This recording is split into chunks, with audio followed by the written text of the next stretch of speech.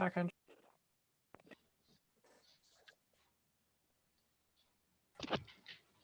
Then it takes a few more minutes, I guess. I mean, you could probably start. I'm sure you'll just jump in. Okay. Okay, so developer meeting 11. So we have quite a few things today, actually. The devs think I'm mostly working on the, there we go.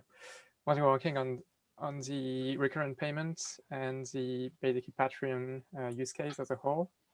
And mostly, well, these past a few days have been busy trying to getting everything to work. So now that Hard Fork 24 has happened.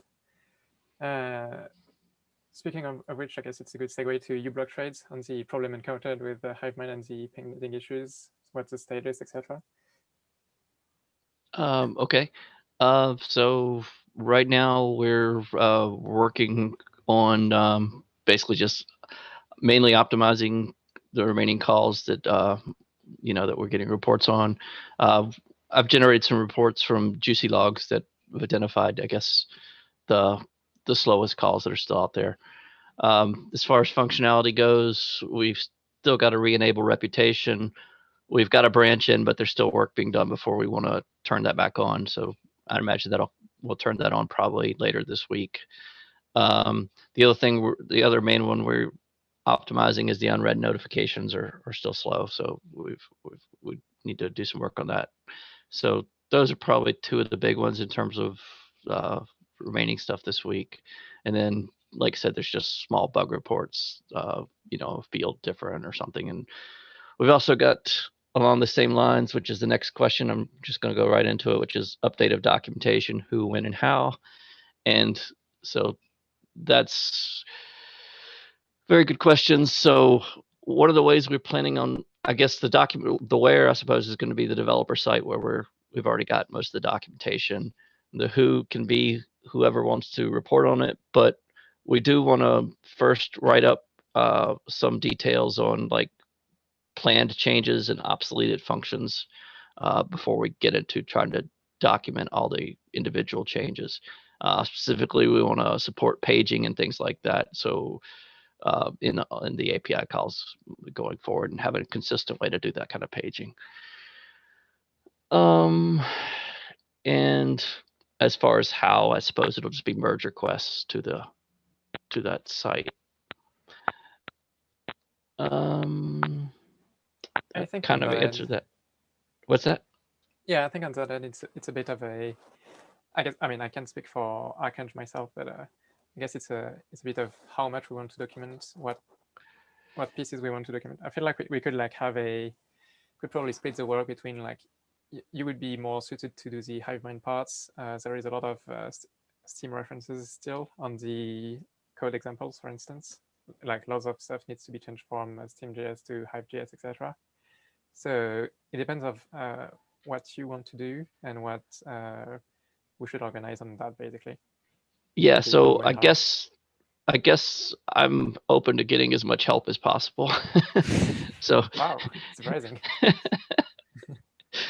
If anybody wants to jump in and document anything in particular, you can contact me. We can discuss it and we can work that out. Anybody who wants to contribute on the documentation layer. I feel like it would be good to have like a ton of issues on everything on like let's do one run of the whole documentation website and like create issues for everything that needs to be done. That way we can just like set the doing tag and we can like organize in an asynchronous manner that way. That sounds great. Yeah, issues is a good first way to approach it, I think, just to get a scope of the problem. Yeah, exactly. I think I'll probably try to get a run of that in the coming days. Okay, that sounds good to me. Arkanj, did you want to say anything in particular on this issue? I think this is your question. So about the documentation. Yeah. Yeah, of course, it would be great to have people from the community jumping in and help. And as you said, creating issues, maybe not a big one, just to say the documentation needs updates, but specific issues on part of the documentation that needs to be updated would be great. Okay, good. Sounds good. And maybe Okay. make a call for help if someone wants to, and why not create a proposal that so we can fund this. Yeah, I mean, Inertia used to have one up. I don't know if that's still around or not, but yeah, we could As far as I make a new remember, one. he made one, and then he wanted to scale things up, but the community didn't want to, and so now he's not having one running at all. Okay. Okay. But yeah, I feel like we could have a proposal. I'll just have. Yeah, I guess so. I guess that's it for this subject. Okay. Next point is clarification on the organization coordination of the work of developers. Still a question from Arkanj. Long story short, it's how we would work with you block trades and how we would coordinate on everything, because you've taken the helm for a lot of things, which was needed because we needed to do a lot of stuff, and it was quicker that way. But I guess in the future we want to be more decentralized, I guess. Absolutely. Just because we can't do everything. Maybe I can provide you with my feedback about my experience for the last day or weeks. Sure. I brought up this topic because I found it quite difficult to fit into the development with the BT team. It took me a while to figure out how you work and remotely to understand who does what, and it's still not very clear to me. So my question is, Dan, are you the single point of communication, or is there another person we can interact with?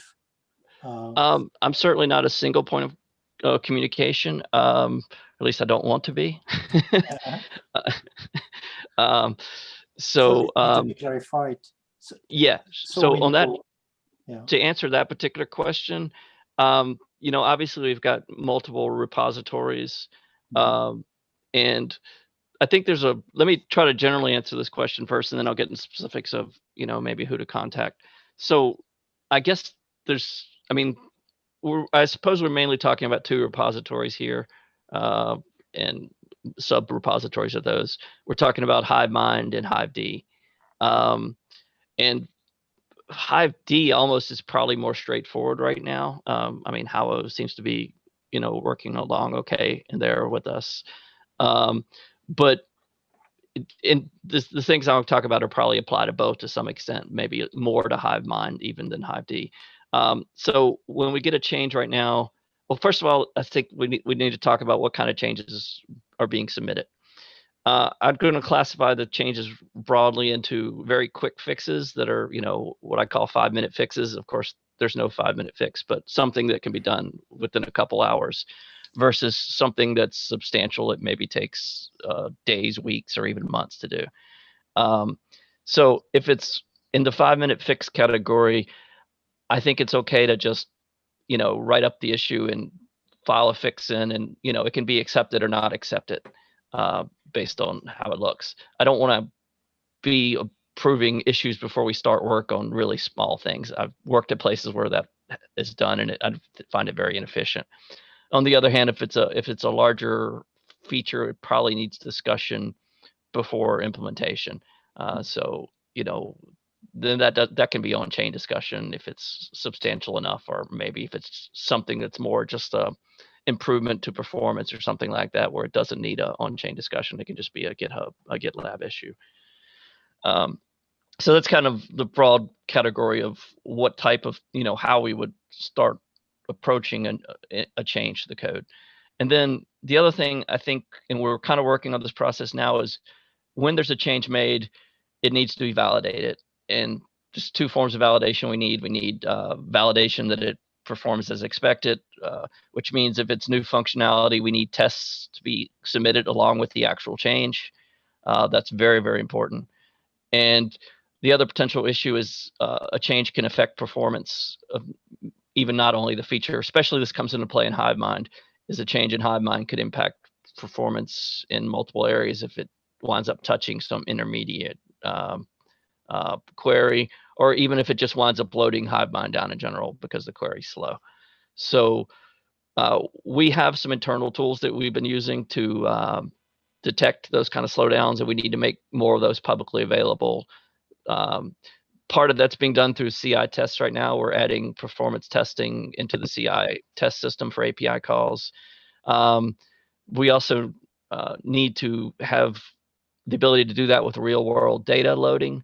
So we're going to try to set up basically make available. I'm considering making a server available that basically has real world traffic going to it, and then a way that somebody could look at like a PG Hero report on the SQL database that's running there, so they can see if they can basically deploy their change to that system before it's production and see how it performs in a production environment. Mhm.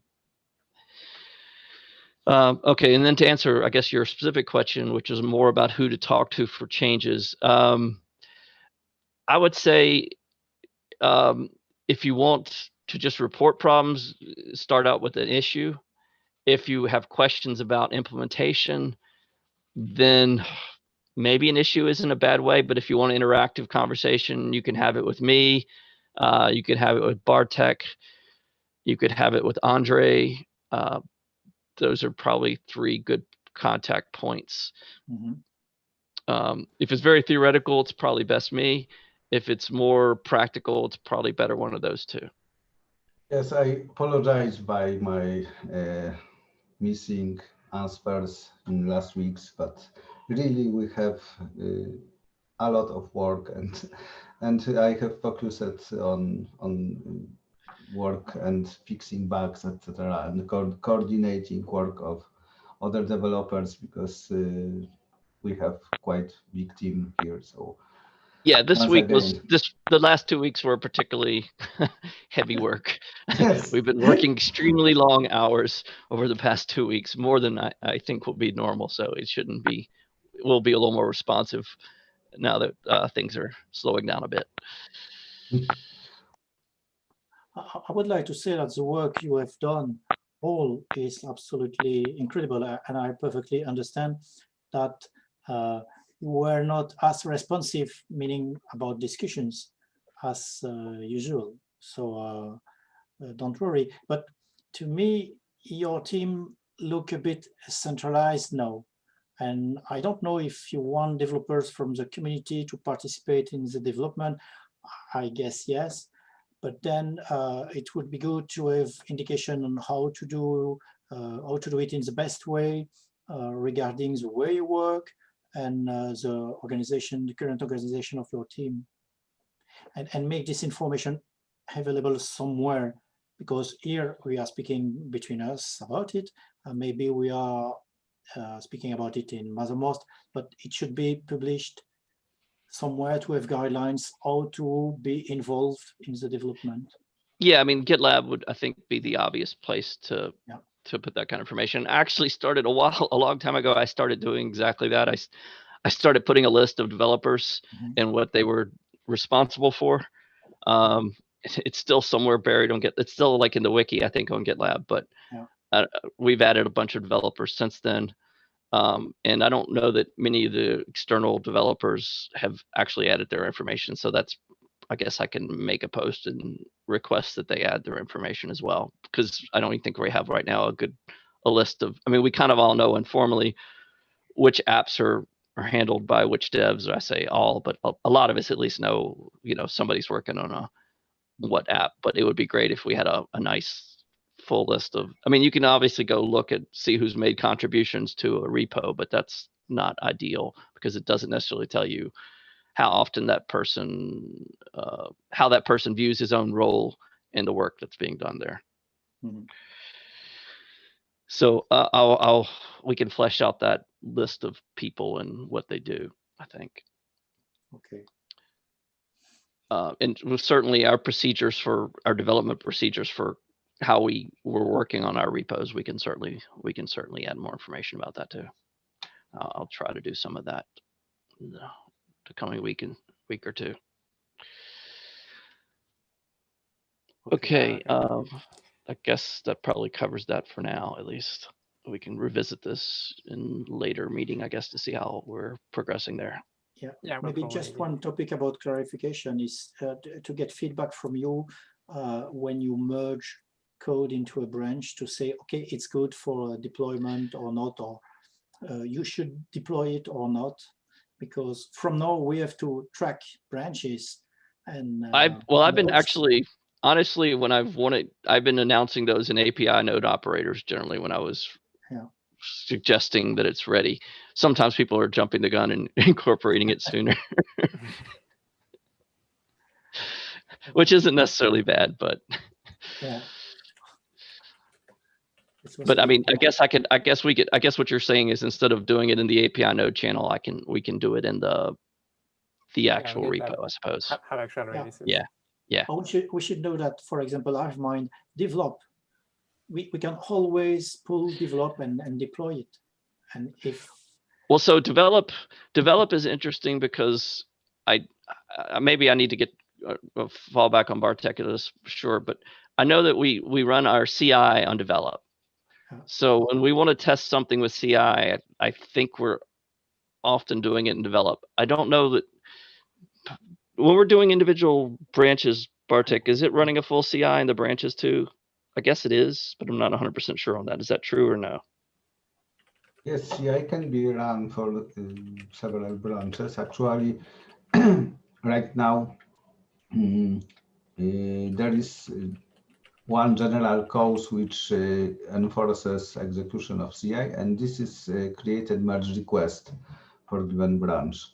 Then the full CI process is executed for it, and once it is passed, such merge request actually is a subject for further analysis. So okay, so does that mean if I just do a commit to my branch, that will not trigger a CI until I do a merge request? You can, but you must do it manually. It is just not started automatically. Okay, so I think a lot of the times we're doing merge requests. We do a merge request to develop to trigger a CI, but I'm not 100% sure if that's the way most people are working. But the next steps should be to merge develop into master, and then master would be the official. Yeah, master will be for sure the official. The reason it wasn't that changed for a while is because we were basically getting to where we were deploying develops while master was still needed to be on 0.23. Yeah, makes sense. But now that we've got past that, I think master will be where we're releasing stuff that API. That's the signal that you should upgrade your API node is when we commit to merge to master again. Okay.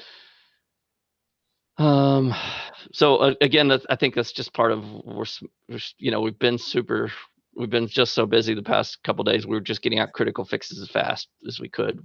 We just didn't have time yet to settle that completely. And part of it was we've been having to make deployments to our production system too, which is kind of our final test in some ways, because that's the only way we have right now to test with a real world traffic load. So we've been using this pure branch as our way to test, make changes that we can test, do real world traffic analysis before we submit to general public. So I think in general, yeah, I guess so. Bartek, let me just run this past you. So how fast can we get to where we move all our master merges to be the ones that API node operators? Is that something we can do in the next couple of days? We are talking, of course, about HiveMind. Yes, we are talking about HiveMind for sure. Yes, I think that's a real date that we can make it, for example, at Monday. So probably this week we will try to deliver last missing improvements for slow queries we have reported. And starting from next week, we can move develop into master and make develop another branch specific to further stages of development. Okay, sounds good. Okay, so that's probably anything else on this topic, I guess. No, not for me. Okay. Cool. Okay, yeah. Then it's basically just So first of all, it's the patron use case. After speaking a bit with a few people, there is a lot of interest in that. And the biggest tech limitation that we are facing right now is how we would handle basically hidden, well, paywall in a decentralized way. I haven't put that much thought into it, but I figured I'd just throw the idea out here just to like brainstorm a bit. Because it's relatively easy to have a centralized way where the post is submitted in an encrypted format to the blockchain, but it doesn't really scale to multiple front ends unless we have a proper layer 2 solution. And also, if the key gets compromised, then you are basically everything is open. So yeah, I kind of wanted to hear your feedback on that. So I mean, global view, by the way. Okay. Okay.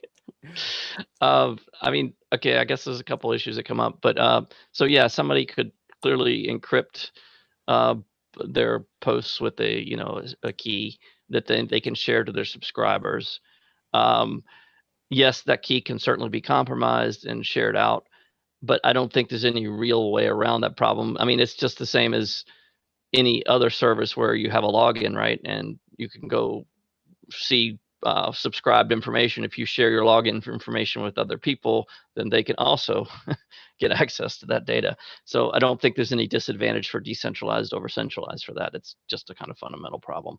With once information is exposed into clear, somebody can always copy that data or share that data out to the rest of the world. That's just kind of the nature And of I guess the information. difference that here in a centralized manner, you could like ban the guy pretty easily.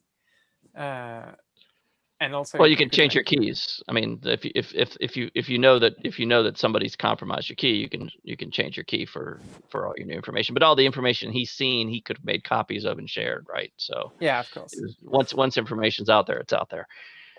But you could, if you know there's a compromise, you could always just change your key and share your keys out, assuming you know who compromised you, which is yet another issue that again that's very difficult to know. Even in centralized case, you don't necessarily know who's. If he's just making, instead of sharing his login information, if he's just sharing the data out, you have no clue, unless you're putting special. I guess you could put special. You could feed him a special. If you put like a watermark in the data you're sharing, you could potentially do something like that. But which is another way you could do this. You could encrypt it so that it's shared with the keys of your subscribers, so that each individual subscriber is basically using his own key to read it, I think. Would that be possible? I think it is, but it's a pain in the neck. Yeah, that's what I thought. I mean, if you have a lot of number of subscribers, right, it would be fine for a few subscribers, but it would quickly get out of hand. So anyways, I guess the other part of this, there's kind of a downside to this from the blockchain's point of view, of course, too, which is that now this data is not shareable to other people. So, one of the ways the blockchain benefits, of course, from posts is because of SEO, SEO and things like that. So right, it's going to have a definite impact on SEO. Those posts won't really be contributing to SEO. Well, you could make an argument that assuming this is done layer 1 and we solve magically all of these problems, we could have like if you create an encrypted post, you have to burn some form of fee. Yeah, right. So there could be a cost for it. That's what I was getting at, basically. There could be a cost for it. And the other thing is you could have a model where this is actually probably a very common model for a lot of subscriptions. You get the material early. So in other words, it's published. You could have a system where somebody could publish it, encrypt it, but then later publish the key, and then the front ends could then, after a month or whatever, the front ends could show it in an unencrypted form with the key that's been. So that would, I mean, there's lots of ways to do that. He could obviously just repost the data again, but we could also just have a way that in your system that he could publish a key, and then the front ends would say, here's the key. Now we could show the data. Yeah, I see. That's what you mean. Because I mean, for like a lot of subscription systems, they might say say you're getting a stock list subscription where you're getting stock recommendations. That data, is less. A lot of times they do want to publish it publicly, but first they give their readers a 1 week advantage to buy up the stock before other people can buy it up. I guess that, then it simplifies a lot of stuff where because ultimately the post will become public, so it would mostly be like a hidden status. And Yep, then it would yep. simplify a bit of stuff because it's okay And to I have think it centralized. Patreon does that a lot too. I mean, like some of the games I've seen, they'll release them early to subscribers, and then they're free to play later to others. Yeah, exactly. Yeah, I feel like it's a good compromise between both, and I guess we need to gauge the interest of because right now there is I'm not interest. saying that has to be something that always done. Somebody could, of course, just have information they for always sure. keep. I mean, and there's nothing we can even stop about that, right? Somebody can do this right now if they want. They can encrypt their data and share keys to only. So we shouldn't even look at not preventing that model. But I just think both models are worth incorporating if this functionality is done. Yeah, of course, but it was mostly about how we could support it in a way. Like for instance, the recurrent payment is a way for us to support that feature, and like it was a bit about like what can we do to support it and what can be done basically. Yeah. So I don't know if anybody else wanted to contribute on this idea. Okay, apparently not. Okay, I guess end of topic. Then there were some questions about communities and more importantly, communities v2. I haven't heard back from Roadscape, but apparently he was close to finishing the v2 of the protocol. I don't think that's something you're working on, No, but no, not at all. And I guess it's. I mean, not that I'm anything against it. I haven't looked at. I don't know anything about what the plans are there. I feel like it's one thing that we should just get someone in the community to be involved in, because it's away from the core basically. It's core in the sense that all of the front ends support it, but it's really something where it would be. Yeah, I mean, on the social media front, it's important, no doubt. And yeah, I think it was certainly I think we definitely ought to talk to Roadscape if he's got stuff already implemented or had implemented that we can at least look at as a starting point. Half implemented, but yeah.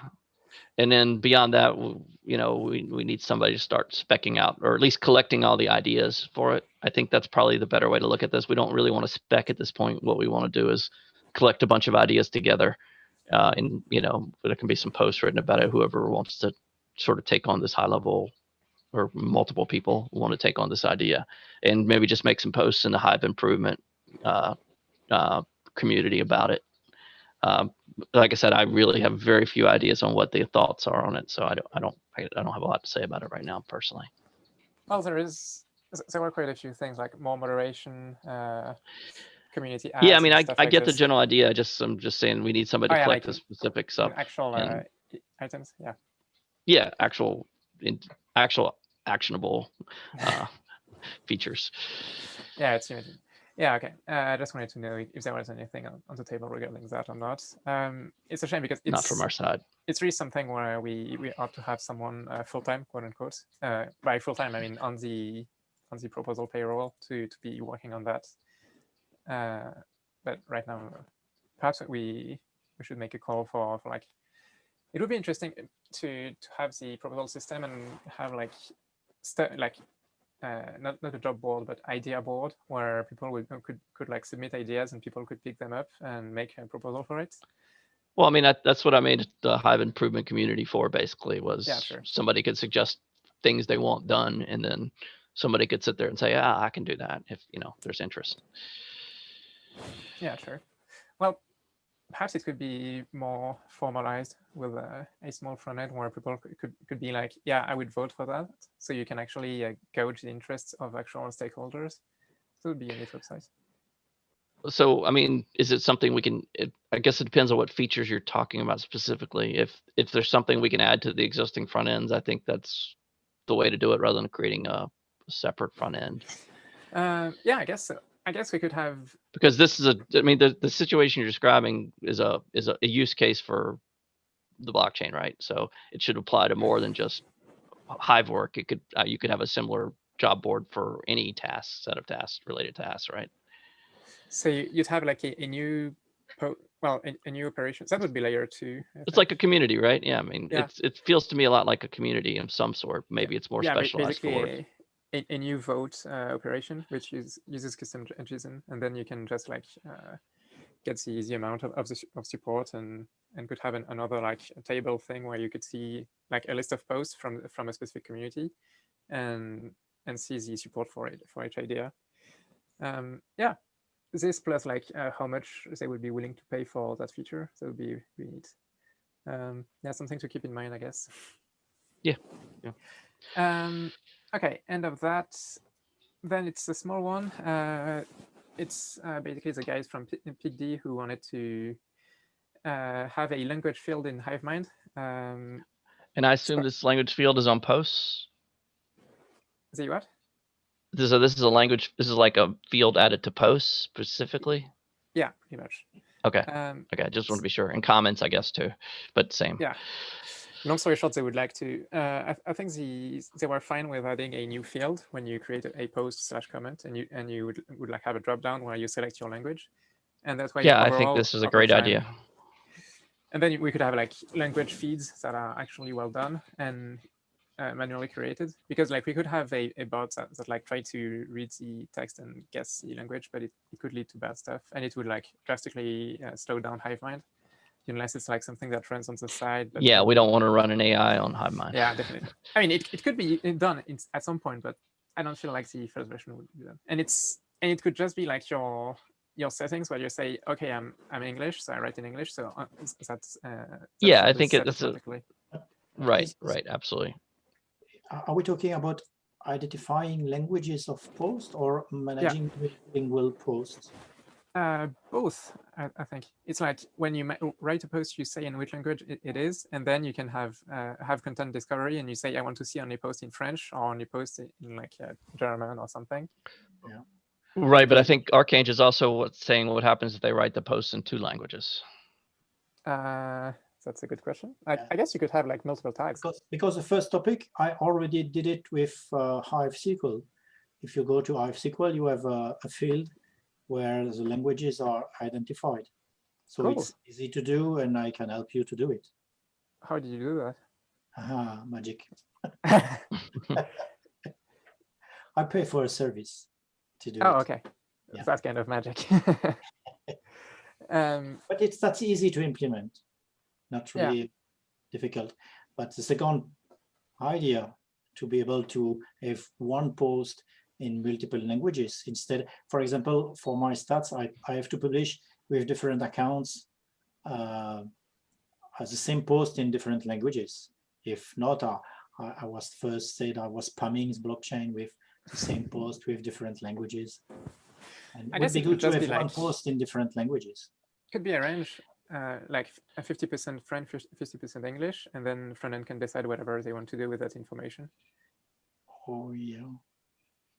Yeah, I mean, honestly, it almost feels better if they're separate posts in different languages because, but I mean, I think if there wasn't a rewards issue tied to that, that would be the obvious way to do this. So I'm not sure. I don't think, from my point of view, it feels like it's just better if they were in separate languages. Because it's weird. I don't really want to look at a bilingual post. I just want to look at it in one language. Oh, then we could have a huge thing where you could like post specific tags, and the front end would pass the tags to like show it in the right. Yeah, language. maybe we could have something like you have a link to your primary or something like, you wrote it in one language, and these secondaries just point to the primary so that everybody can understand that it's a, it's a translation, and reward it however they want accordingly, knowing that they're rewarding a translation rather than the original or something like that. For example, the Spanish community is publishing a lot in 2 languages, English and Spanish. Yeah, absolutely. So I have to have a first part in Spanish and then the second part in English, or they use 2 colons. Yes, those are the bilingual posts I've seen the most of. But it feels strange to me in a way. I mean, I would almost think, logically speaking, it seems like they should just have the English post and have the Spanish post. And then maybe the English post would link back to the Spanish post or something like that. Yeah, but then there are some people telling you are farming rewards. Well, that's what I'm saying. By putting the link in there, you're indicating you're not farming rewards. You're saying this is a translation of this other post. And if people still want to upvote your, if they still, I mean, it's at that point, I wouldn't go upvote both posts. I'd just upvote the one in the language I read. Mm-hmm. So I don't think if somebody makes a clear link between their posts in multiple languages, I don't think they can really be accused of farming at that point. They might be getting votes from like English speakers and Spanish speakers, but they've shared data to two groups. That's a useful function. Yeah, but then Not it's sure the culture really follows that thought, to be honest, because there is a lot of auto voting. So I mean, in a perfect world, yes, but in that specific case, because there is a lot of auto voting, people will just blindly vote on both, and then it will be viewed as like farming. Yeah. So you're saying because they're coming from the same account and they're just auto voting on that account? Yeah. I guess. So, I feel like this is a problem. I don't feel like the auto vote should drive our design. Sometimes it's really cumbersome to post this, let's say the same post from different accounts with different languages. Yeah, I agree, actually. Create links in between and right, but I think the problem here is the auto voting is the blind voting of all posts by an account. Yeah. So we need to discourage that. Yeah, and then that goes to the whole discussion about having a voting window. Yeah, so while I don't want to get into specifics of it, I'm definitely into changing the voting window. I think I'm very much in favor of that at this point. And I want to do that in this next hard fork. Well, why not define a standard? Because you could have the text in the, let's say. Oh, you're talking about the language? I 100% like. About languages, yes. You could define maybe tags or like HTML tags in the body that say this part is in this language, and then you have the front end that display as the right. You mean the right characters and stuff? Users local. I'm afraid that it adds. I feel like it's the best solution in the end, but it adds a bit of weight on all of the front-ends. So yeah, I think that's going to be a fair amount of work. Mm-hmm. Now, I mean, there's been talk of doing universal rendering. I mean, I think there's so if we have that, then no problem. Yeah, in a universal rendering environment, that could be done. But I'd say let's get the universal rendering environment up and play before we start adding natural language support to each individual front end. And then it becomes a front end issue, no more a core issue. Yeah. Yeah, I agree. Yeah. Okay, I guess we won't dwell too much on it. But yeah, then it's one last question is to update the get discussion bridge API. Well, to handle, because right now it returns everything in an array format, which may be a bit weird for a lot of front ends because they basically have to get that array and change it into basically a graph or a tree if you want. So it would be interesting to have a function, a sorting option where you have it in the graph. Okay, I think I understand the basic idea. I hadn't even seen this issue. It must have popped up near the end or something. Oh, it's destination, yeah, that popped up too. Because I basically had to do the conversion today. I was like, it would be interesting if it was already done. Yeah, I guess just file an issue on that one. Yeah, I think I'll do and that. we can discuss it on the issue. It seems, I first thought it seems okay, but I don't know what the implementation looks like.